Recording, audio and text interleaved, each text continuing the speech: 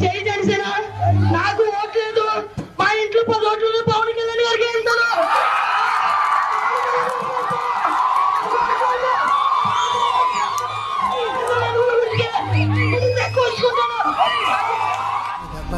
యుద్ధమితి పదర మార్పు మంచిదే మన కోసమే, చీకటి తర తెంచుకుడి పదరా తోడు జన సైన్యమే.